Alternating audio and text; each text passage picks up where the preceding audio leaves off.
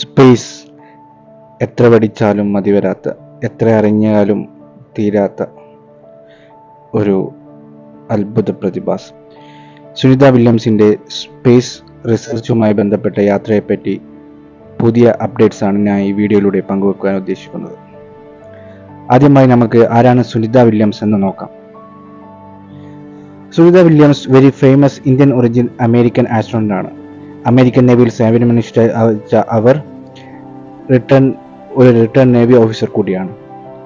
ഏറ്റവും കൂടുതൽ ബഹിരാകാശ നടത്തം നടത്തിയ വനിത എന്ന റെക്കോർഡിന് ഉടമ കൂടിയാണ് സുനിത വില്യംസ്.